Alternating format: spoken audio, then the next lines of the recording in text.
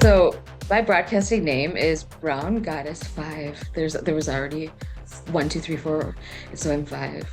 One word, Browngoddess5. I started at the end of February because a friend of mine was on and he told me about it. I was like, that sounds interesting. And the same day I signed up, and whenever I got approved, I started camming.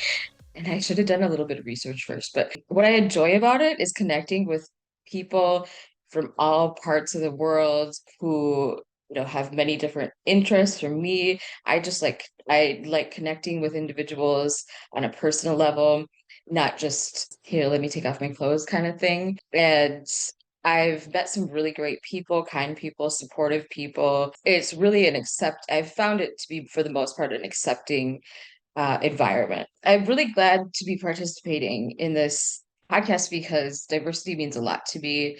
I've worked on it. I mean, I am a visible minority, so throughout my whole life, have supported equality in my professional life. In past roles, I've done communications for diversity organizations and actually helped a huge company redefine diversity for the entire company.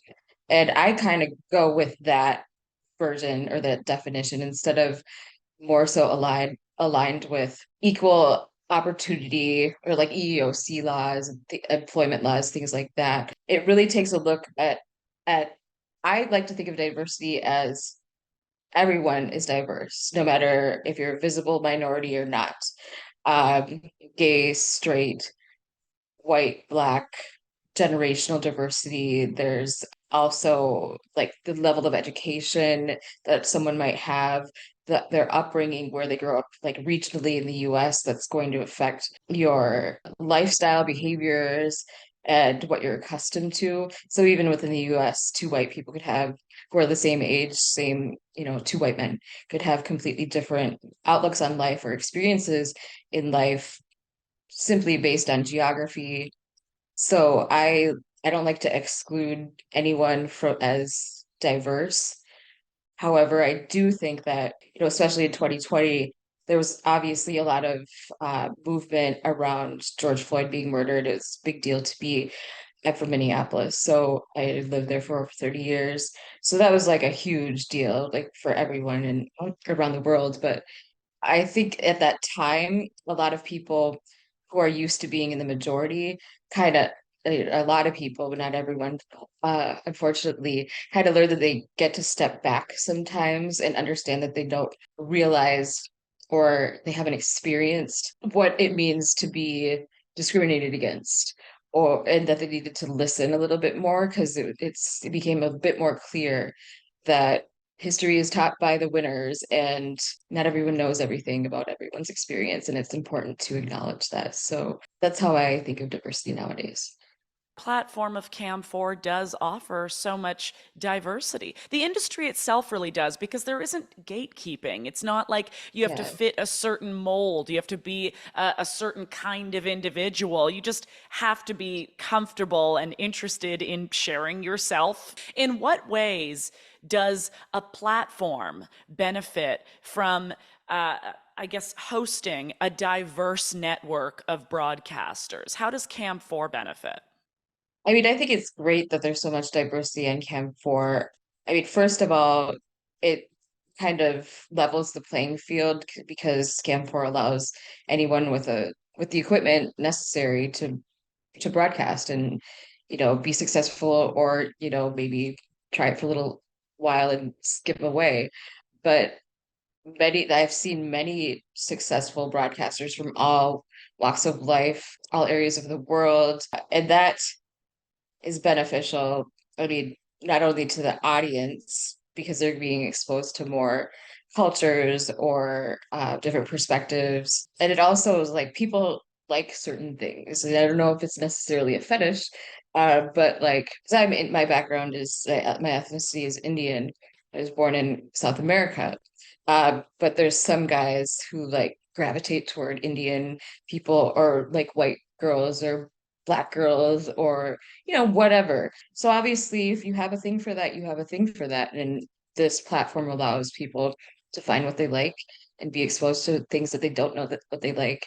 What would be some of the great wins for society, for individuals to share themselves authentically, especially when it comes to the matter of diversity? Awareness, exposure, along with coupled with diversity. Awareness and exposure have a lot to do with people's open-mindedness, what they think is normal. It's everyone's choice what they want to pursue as far as like being 100% authentic or having like a mask on, not a literal mask, but like something that you cover up who you really are. I consider myself a very real person. I'm not fake. I can't be fake. I hate that. I am who I am. I listen to metal and I listen to like white boy reggae. I mean, something as simple as music, but a culture. If I'm authentically representing my culture, I don't think I'd actually authentically be representing myself because, my culture is not necessarily American, but I grew up in America. So for me to show up authentically, it allows people to see that not all people from a certain area or from a certain background or religion, what have you, not everyone's the same. Everyone is obviously unique. I want to change the world. I mean, that's the basis of why like do anything that I do, like as far as politics are concerned, or like writing letters or speaking up for what I believe in. And sometimes people are afraid of what they don't know. So like I said, the exposure and like a lot of people in my experiences throughout many, many years, I'm 44 now. So, beginning in, kindergarten or whatever, I always knew that I wasn't white, but a lot of people used to say, "Oh, I didn't think that you would listen to that," or I didn't think, or you're more white or whatever. It's just like, okay, yeah, because I grew up in America in Minnesota, but I still have this other part of myself. And sometimes I actually, when I was younger, it was kind of embarrassing to show up more authentically. But as an adult, I mean, I take pride in that. My username on CAM4 is Browngoddess5, the full words with the numeral 5 afterward.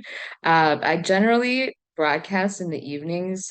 I don't have set time, but I'm moving toward being being on a more established schedule.